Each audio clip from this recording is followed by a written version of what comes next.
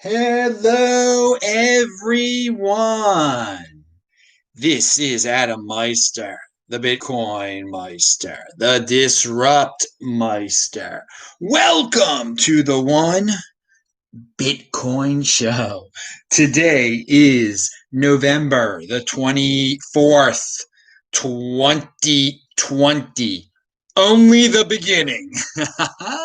Strong hand, long-term thinking paying off today, isn't it?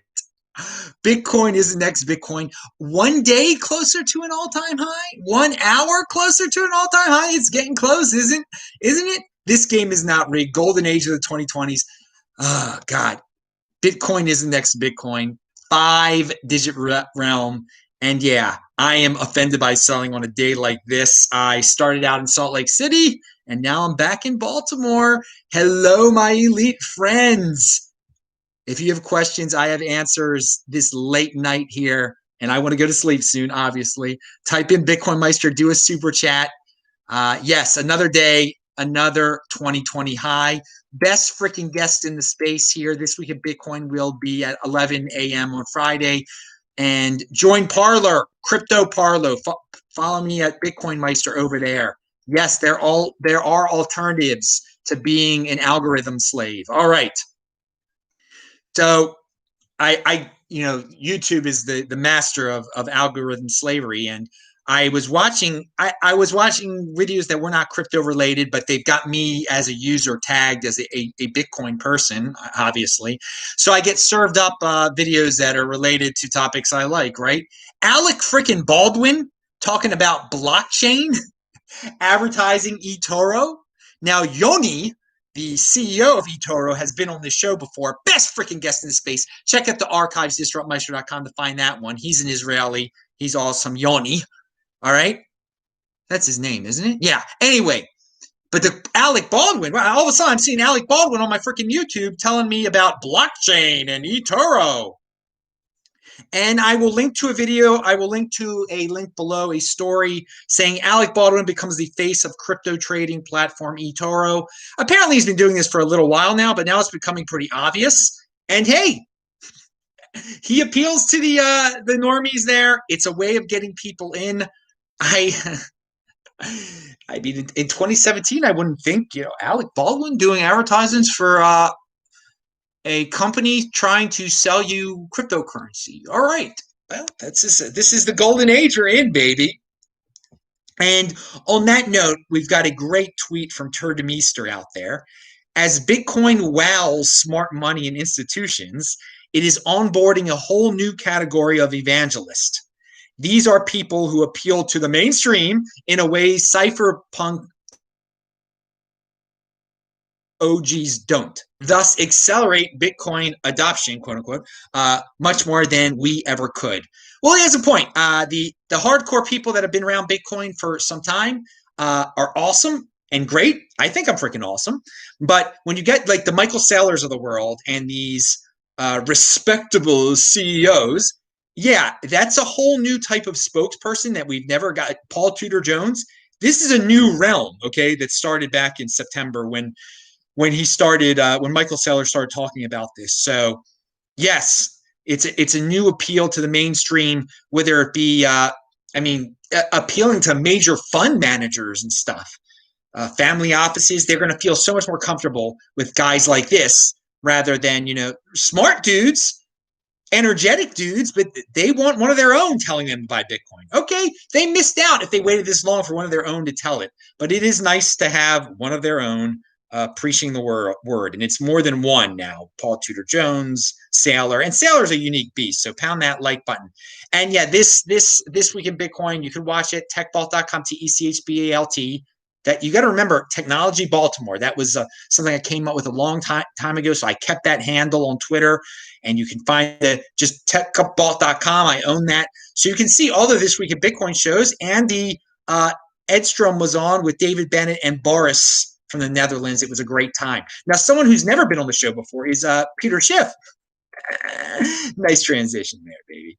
And he is complaining about Bitcoin a lot lately. I don't really want to focus on his complaints too much, but there's one interesting one. He says every time he turns on CNBC, he sees ads for Grayscale. And I think that's awesome. So he was trying to fight the point that the mainstream media isn't covering Bitcoin. And his point is valid that the mainstream financial media is covering Bitcoin, and Grayscale is paying them a lot of money to do so. I mean, to run advertisements on CNBC. Who knows? Who knows if those two things go hand in hand? I actually got to see CNBC when I was on the plane today, and yes, they did bring up Bitcoin. I will talk about why I had to watch CNBC today. But yes, I am glad Peter Schiff, every time he turns on CNBC, he sees Grayscale advertisements. Sadly, some people are going to find out about Bitcoin that way and think they own Bitcoin that way. And hey, they're competing, Grayscale, but they're going to have to go down the rabbit hole a little bit further to understand you got to control your own private key. That's not elaborated, obviously, in advertisements for Grayscale. But hey, compete, don't complain. You pay for an advertisement on CNBC and tell them to buy a freaking Trezor, okay? Now, let me go. We're going to talk about confiscations by governments here in a second. All right. We got Towers Comics in the house. Hello, Baltimore. Yes, hello. Remember, dudes, type in the BitcoinMeister. Type in BitcoinMeister or do the super chat. Ask a question. Even though it's really late at night and my hair's a mess, I can answer your questions. All right. And yes, look at this shirt. Yeah, bitpiggies.com. You better believe it. Jim gave me this shirt. Me wearing this shirt, he said a few people bought them because of this. I know of one at least, but I'm sure it's a few.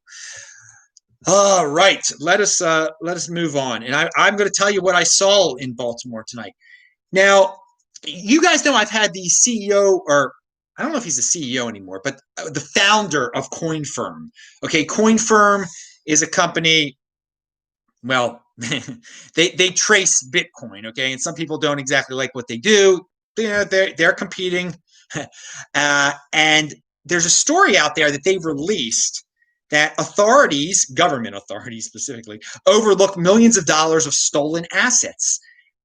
They're criminals out there, or people who are labeled criminals, that are put in positions by governments to relinquish their Bitcoin because they say they have used the Bitcoin for crimes. Okay, we don't have to get into the specifics, but we've heard about these quote-unquote confiscations quite a bit, and that the government gets a lot of Bitcoin. Well, Coinfirm, and I have thought about this before also, and I'm glad Coinfirm wrote a blog piece about it. It's linked to below, or it will be by the time you watch this tape. The authorities are not always getting the crypto dividends. So these quote-unquote criminals who might have plea deals where they say, okay, I'm a criminal, take all my Bitcoin, don't throw me in jail. They might still end up with B Diamond and stuff, which is worth something. So you can read the story there. Now, why is Coinfirm talking about this right now? Well, they have a new product called reclaimfork.com. So, and I've always thought someone should have a product like this where a person can now, Rocky Palumbo offers these services. Jimmy Song has offered these services before, but with them, you have to trust them with your private key. Apparently, Coinfirm does Coinfirm hold my private keys or Seed? Because they're offering a service where they will get your Bcash and BGold and BSV, at least those three, maybe not BGold, that you never claim. They can claim it for you, okay? And they say, no, Coinfirm does not have access to your private key or Seed. For security reasons, everything involving your private key or Seed is done in your browser and is not transferred outside of it. Okay, I didn't play around with reclaimfork.com. Apparently, they put something in. They don't get your private key. I don't know how it all works, but I have said for a while that there should be services out there where people who never got their crypto dividends, they can easily claim their crypto dividends. Now, this might just be for Bcash, BSV, and BGold, but maybe it will. Some of you will be interested in it and can try it out. I know I would not be typing my private key into a browser, though. I don't know exactly what this is. If you download a tool of theirs or something like that, who knows? All right, all you people chatting right now, remember, leave comments, mess with the algorithm. The algorithm messes with the 20%ers out there that produce videos like myself. So, hey, we strike back a little bit against them. We have some fun. And I've been loving your comments. I've been obviously very, very busy today. It was crowded at the Phoenix airport, by the way. That's where the plane stopped. It was quite packed. It was not, I mean, not like a usual Thanksgiving, but there were a lot of people. They're routing a lot of planes through Phoenix, clearly. Salt Lake City was all right. BWI, not too many people, but there's more and more people flying. It's not big. It's not a big deal, dude. Although, there's some grown men wearing freaking face shields and stuff. So pathetic. We'll get to that in a second. And we'll go also, I will talk about yesterday's video where I asked for 50 brave men to fight the YouTube algorithm, and I got 50 brave men. And I want to thank you all for doing what was said to be done in yesterday's video. We'll get to that in a second. I knew I could count on my 50 brave 20%ers, and maybe some were women. Who knows? I know women watch that. You guys, the women who watch that, who watch this, and who I've met in person, you all rock. You all rock, and you all seem nice. You're men, women, whoever did it. Thank you. Now, we talked about government confiscations. We talked about the chatters. The other day, I also talked about South Africa and how Vinnie Lingham, who I thought was, I don't know, a fan of the government of South Africa and a fan of some of their policies. Well, he says, like I've been saying, first they regulate, because South Africa there's a article about how glorious they are they're even regulating even more over there, which I think is bad, and Vinny thinks is bad. Like I've been saying, first they regulate so they know who has it. Then they ban it, and then they seize it. This has played out in history many times before. Now, I don't know how they could seize it, but it is a warning that South Africa, they're keeping track of your Bitcoin over there, okay? And they're a country that's likely to experience hyperinflation, and then they're going to need a scapegoat, and they'll blame it on the Bitcoin, and they'll know that you have it, and maybe it'll be at a third party because you were not wise to put it on a Trezor. Who knows? But yeah, people are trying to put the mainstream crypto publications try to make it seem cool that South Africa, more regulations. I'm with Vinny on this. First they regulate it so they know who has it, then they ban it. That's the South African way. Pound that like button. Don't pound that like button for South Africa doing that. Pound that like button for people in South Africa valuing their wealth in Bitcoin, not in Rand, and being aware that that they might not have hyperinflation. I'm not predicting they will have bad inflation. They're going to have bad inflation there. And that's how you beat it. And you keep it on your Trezor so you know how to get the heck out. If you have to get the heck out of there all of a sudden, God forbid. And that is really taking it. I hope it doesn't happen. Now, yesterday I talked about the altcoins gaining on Bitcoin's glory. There's a lot of people that hold Bitcoin. They're like, oh, I'm doing so well on paper, I better buy altcoins, and that helps pump it up. And people have this diversification for the sake of diversification mentality, which is ridiculous. Michael Saylor sums it up very nicely here. Diversification is selling the winners to buy the losers. Think about the next time you're tempted to buy Ripple. Diversification is selling the winners to buy the losers. Okay, so I leave Salt Lake City in the morning, and I woke up at 5 a.m. in Salt Lake City. I see that it's over $19,000. I'm really, really happy about that because I'm like, you can like feel it in the air. I can feel it. All right, so yeah, like Phil Collins, I could feel it in the air. Okay, and dude, man, he is. He's got emotion, man. He is a unique beast. He has passion. Like, I've got passion when I do these videos. Phil Collins in the 80s, he had passion when he did those songs. All right, now, but not letting that distract you. The glorious Phil Collins and his glorious mohawk hairdo that he earned over time through all his high testosterone. Where was it? So yeah, I want to know what the price of Bitcoin is. I want to know if it's going to get into its all-time high because I'm feeling it. I'm feeling it, baby. I feel it in the air. But unfortunately, when I get to Salt Lake City, when I to the airport, it's unfortunately the internet was down. So I get on the plane, and Southwest gives you free. If you don't get free internet, but you get like free cable TV. I turn on CNBC, and I'm just hoping. I'm hoping like maybe something will come up. And within a few minutes, yeah, there was some woman who hardly knew anything about Bitcoin, but was pretending to know about Bitcoin, talking about the Bitcoin. And it showed me what the price was, that it was 19.2 still. And I later found out that it got up to 19.4.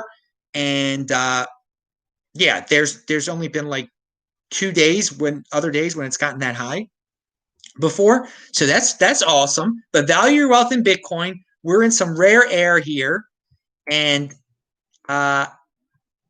yes. And by the way, the 50 men or 50 men and women who did what I said to do to watch that Sunday's video. You guys can watch Sunday's video right now if you're watching this live and leave a comment there. I just put it into the chat. And okay, what did we have? Roman Q, did you get to dump Ego Coin? It's not Thanksgiving yet, man. I'm not allowed to do it until Thanksgiving. And a lot of people are clearly dumping it. My Lord, is that thing going down? But he'll pump it again. He'll pump it again. So I might, if it stays at like 19 Satoshis, and it's that, you know, I've just had my glorious Thanksgiving meal, which is basically going to be like all my other meals that I have. I don't like eat anything that special on Thanksgiving. Keeping it healthy with Mr. Bitcoin here, right? Or Miss Bitcoin. All right. No, so I might not dump it off. It's still at 19 Satoshis. He can. Those cult members will pump it up again. There's just a lot of guys like me who got it for free who just want to get rid of it, and that's why its price has been falling like every day. There's a lot of people dumping it. They don't believe his nonsense, which you can't blame them. But they don't fully understand that he's got quite a hold on those people, and they will buy into it for a longer time, and they'll learn the hard way. So. And all those people who come here to say that I'm wrong, I don't know what I'm talking about with Ego Coin, go keep buying it. So I will be able to sell it for a lot of money and get a lot, because I value my wealth in Bitcoin. They value their wealth in Hex. Literally, he has convinced a large group of people to value their wealth in Hex. It's quite odd, but congratulations to Ego Coin, man. All right, he's a smart guy. He is a smart guy. He's a manipulative guy. He's a good marketer. He's good. He knows what he's doing. He knows how to convince the 80%ers. It's an 80%er coin. Okay, but we've talked too much. If you want to hear more about that, watch Saturday's show. It's all linked to below. I explained the whole psychology behind what he's doing. He knows what he's doing. So I know what I'm doing too. And I'm when Thanksgiving comes, 7 p.m. East Coast time, it says it's the first time I can dump it.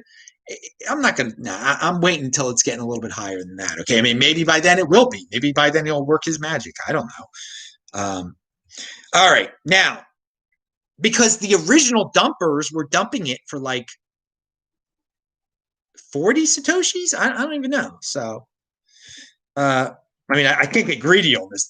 Free is free. Free is free. So I can get greedy. Okay. All right. And yes, so the 50 men, thank you very much. They went to that Beyond Bitcoin show from Sunday, and they commented and they spread they did what they did. I can tell they did what they did. All right, let's talk. What is the real and yes, I am fasting, of course. Every time I travel on a plane, I do not eat during that day. So I did not eat all of today. So I'll end my 44-hour fast tomorrow after I have an online meeting with someone who's presenting a new opportunity to me. I hope to talk about that soon enough.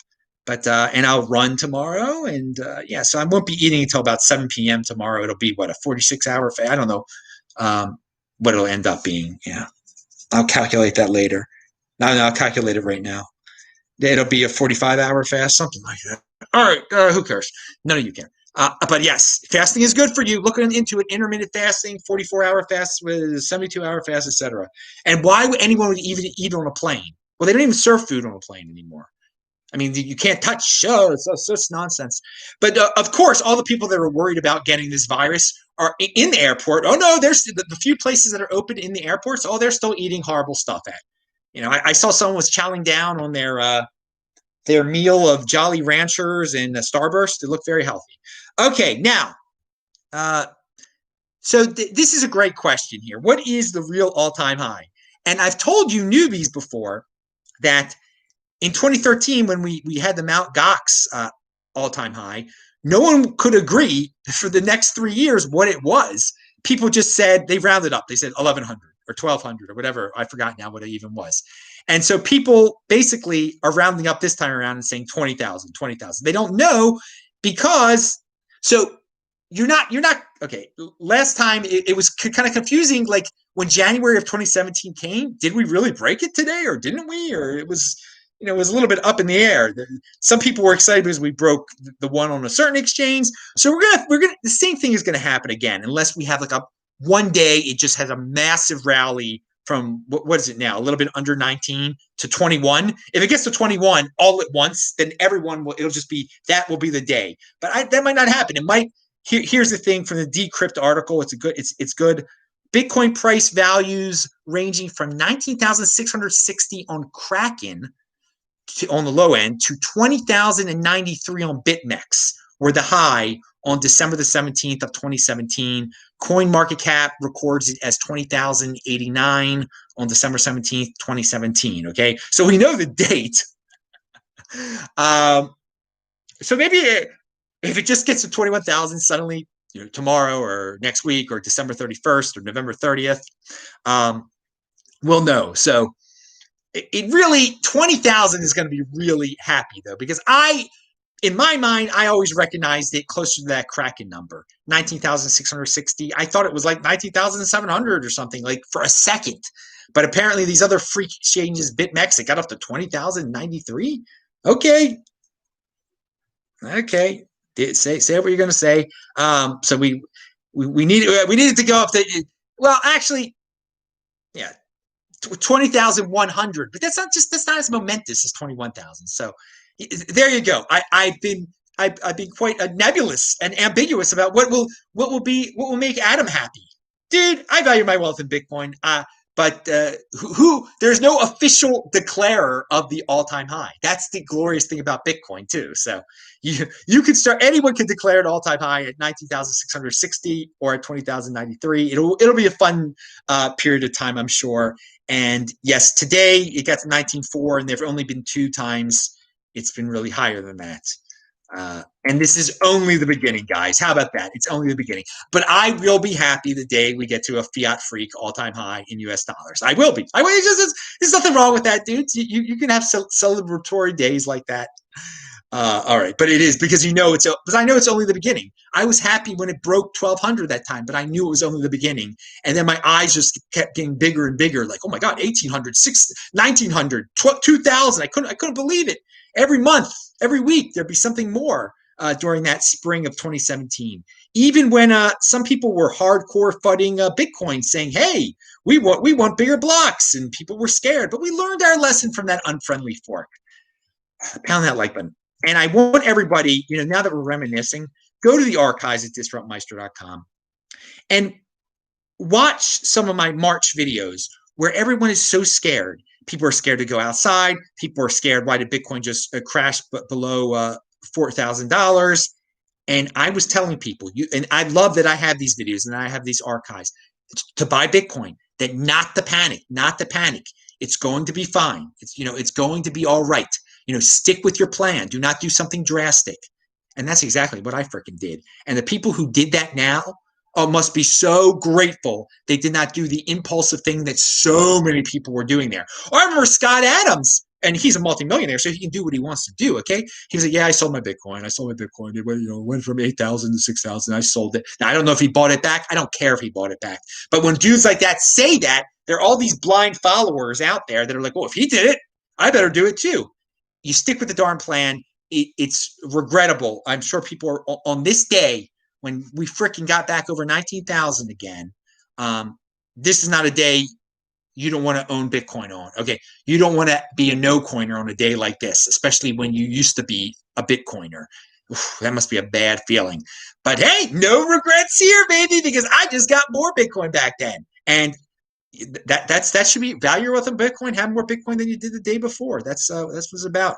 And Bitcoin breaks 9,000. New all-time high seems imminent. That was a headline today. And I think, yeah, that sums up the sentiment. It seems like the all-time high is imminent, doesn't it? And by the way, Ethereum did make they had enough Ethereum staked to launch the smart contract for Ethereum 2.0 on December 1st. So that is going according to their plan. Congratulations to them. And so when I'm being driven on, I think it was I-95 on the 695 here in the Baltimore area tonight, I see I'm sure it was the governor who approved of this. Maybe it was the Department of Transportation. I don't know. I don't care. It's so pathetic. The sign on the highway, you know how they can change those signs? They warn you if there's an accident up 2 miles ahead. Well, this one said, stay home for the holidays, wear masks. It said something like that. Pathetic. That's what happens when you're a bootlicker. You listen to them. That's what you end up doing. You stay home for the holidays. You don't go on beautiful planes like me, see beautiful people, and you end up wearing a mask at your house, not owning any Bitcoin. Pound that like button. Coinbase went down. That is always bullish. Oh, by the way, speaking about my Beyond Bitcoin shows where I show you hot women that I used to know. Some of them I knew biblically, some of them not so much. I tried and failed. I told you about that. My friend Sarah, Detroit Sarah, when she was in Baltimore once, how she asked me at the last second to go to a wedding that she was already at. I found the yarmulke that was from the wedding. Actually, this is the yarmulke they gave away at the wedding. And just thought I would add that to make all of you guys watch the Beyond Bitcoin shows. You never know what strange, unusual stories of life experience I will tell. Like me sitting on my computer one evening and just being invited to a wedding already in progress and showing up within a half hour in my suit and looking quite fine. Pound that like button. It's a quality yarmulke. Quality yarmulke. Should I wear it the rest of the? All right. Let's do this here. What do we have here? It's got a clip in it. That's really nice. Like my bar mitzvah one didn't have anything like that. Now what do we have? Coinbase was down. Oh, Pantera blog. So even though I didn't have internet on the plane, and even though like I fall asleep almost immediately on the plane, there were a few minutes I was awake here and there. I didn't get much sleep last night, so you got to make up some on the plane, and it's easy for me. Oh, someone has a question. Good, but Pantera Capital. Okay, they manage all sorts of funds. It's easier just to own your own freaking Bitcoin. Their blog, I opened it up before I got on the plane, so I had all these tabs opened up so I could read stories. That's a tip for you guys. That's a little hack for you guys. If you don't have internet on your plane, or you don't want to pay the $9 of Southwest or whatever it costs, I will never pay them a penny to get on the internet. Of course not. Please, I respect the money. I'm not wasting it. I had the stories open that I wanted to read. Okay, and one was this Pantera blog. And it's a good read. They talk about Bitcoin. The reason I wanted to read it was they were talking about why they thought Bitcoin went up, and obviously it's based around the halving. Anyone with a brain in their head, knows that halving hype is more than just hype. It's a real thing. It's the basis of Bitcoin and its supply and demand simplicity. All right, but they added something about Ethereum that I talked about the other day. We're still very, very early in the game talking about DeFi. There's a lot of counterintuitive designs in DeFi, mainly due to limitations of the current ledger. For example, if you are transferring DAI, you're paying Ethereum as the gas fee for the transactions. For a non-crypto user, that's a very counterintuitive concept. Why would you have to pay a foreign currency in order to transact in this particular currency? This is so great. This is such a great point. But yet people are doing it. DeFi is all about paying a foreign currency in order to transact in that currency. That you have to pay Ethereum to transact in your currency. That is quite a counterintuitive concept. It's lame, but that's the way it works. And that's why Ethereum's pumping. It pumps. And why now people are trying to move DeFi to other blockchains, et cetera, et cetera. But it goes back to what I was saying before, to all those people that are insane enough to think that you can build something on Ethereum that's going to be worth more than Ethereum. It's not. It's not. Now, people bring up stable coins and all that. That's different. I mean, stable coins is based on the value of the dollar. Who cares about stable coins? You don't speculate in stable coins. All right. Anyway, read the blog post. And being on the plane today and traveling when Bitcoin was pumping reminded me of when I was coming back from South Korea in December of 2017. And it was every place I would stop. I stopped in Japan. I stopped like in Texas or something. I forgot now where the plane stopped. And every time I would check the computer, the Bitcoin would be up more. So that reminded me of that era. It was such a cool era to be in. And we're entering that similar era now where Bitcoin is going to be attaining new all-time highs all the time. That's what was going on in December of 2017. And so tomorrow is Wednesday before Thanksgiving, which used to be the biggest party night of the year in Baltimore. And I used to party like a rock star on that night. But 7 years ago, I hung out with my high school friends at one of their houses in Hamden. He knows who he is. And I had just bought my first 2 Bitcoin a few days beforehand, 7 years ago. And I was telling all my friends at the party to buy Bitcoin, that there's this awesome thing. It's getting close to $1,000 or whatever it was. At the time, I spent 600, so I thought 600 a piece. So I thought I was a genius because it was whatever it was at that point, 900 or it was definitely mooning then in terms of 2013 numbers. And actually, one of my friends did eventually buy it, but it is 20x. It's basically 20x since then, at the very least. And I mean, if you say it was a little under 1,000, which I don't know what it was exactly that day, you guys can look it up. But yeah, a lot of people wish they were listening back then.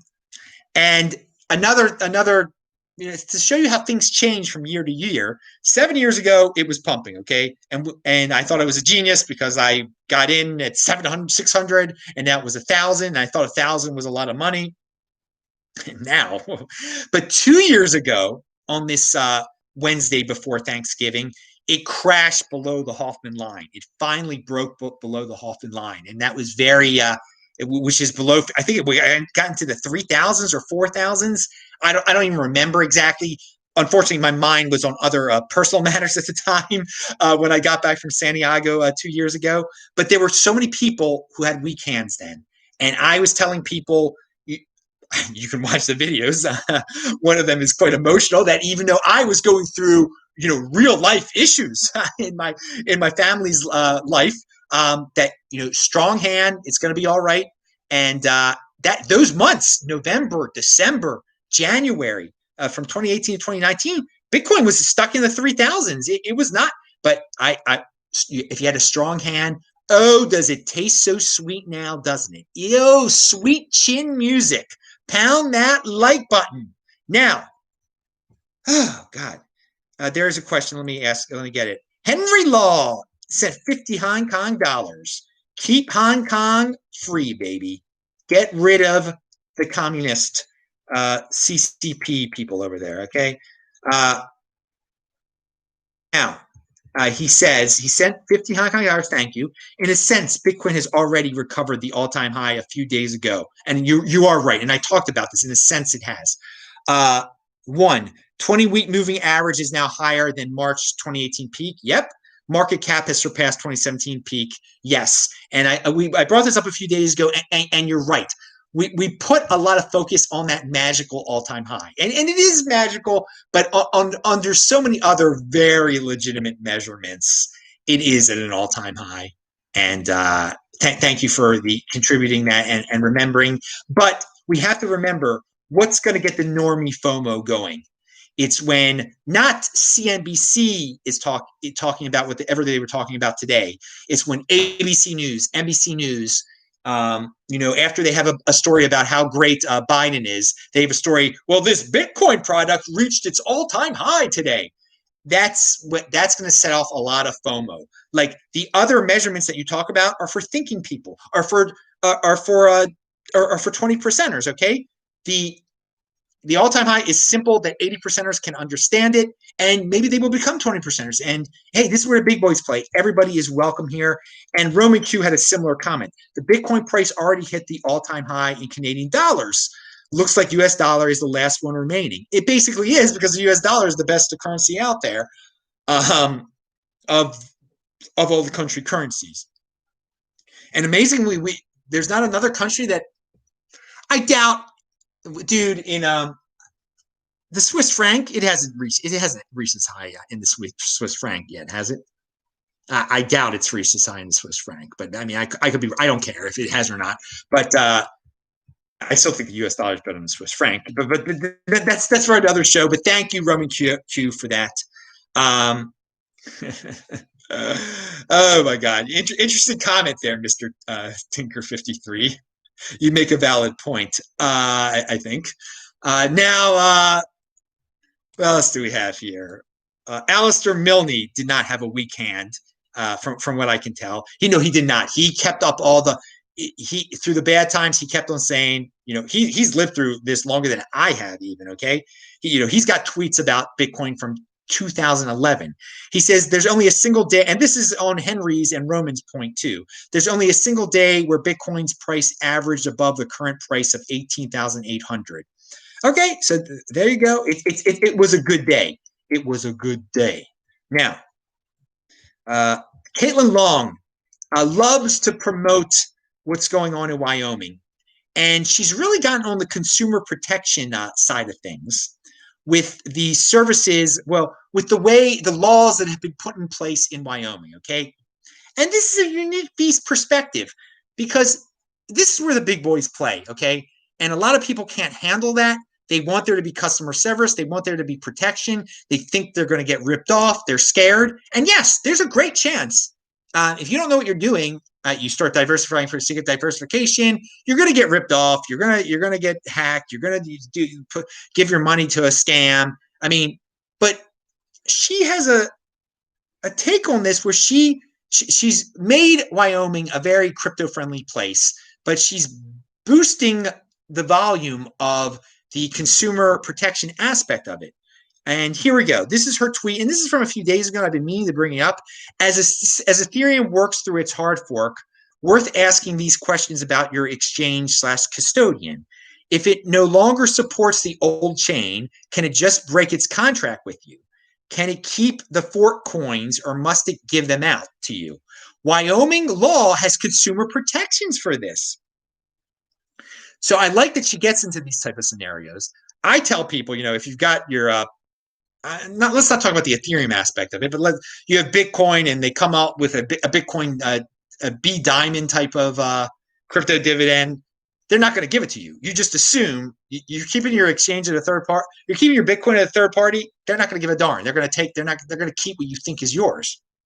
But she's saying they're setting up a situation there where there are consumer protections for that kind of thing and maybe other things. But she realizes that so many people out there are not going to control their own private key and are going to use Bitcoin, or going to use Bitcoin banks. And so she wants to be a mecca for companies that want to be consumer friendly like this, and a mecca for people who deal with third parties and deal with centralized altcoins that change around, that want protection from the state. So she's giving it to them. And do I need all of that? No, I don't need any of that stuff. Okay, I'm pretty hardcore about Bitcoin. I know how to claim my crypto, et cetera, et cetera. But there are people out there, and there are a lot of people that are uncomfortable about the cryptocurrency space because of the lack of quote unquote consumer protection out there. And so good for her for doing that. She's a unique beast. She can do whatever she wants to do in Wyoming. They're doing good things over there. And she keeps on having a different, she's got different ways of spreading the word and making it seem very unique to people. All right. Now, she's a unique beast, and she's been on the show before. Everybody, the show is almost over. Click on the squares at the end of the show that show my past shows so you can watch them. It's really easy. It's thrown up in your face by YouTube. It's like one good thing that they do. lbry.tv/@BitcoinMeister. I'm over there. And finally, the final link is to a song called Chariot Chugal by T-Rex. And as I mentioned, I found a bunch of YouTube listings I put on a notepad of songs I used to listen to, but I had forgotten about it due to extenuating circumstances. The opening riff for this song could be like the opening riff for like any movie, like an awesome movie that you would be so pumped up to see if a movie started with the opening riff of Chariot Chugal. So by T-Rex. Mark Baldwin was really good with those like riffs that pumped you freaking up, man. And hardly anyone knows who he was.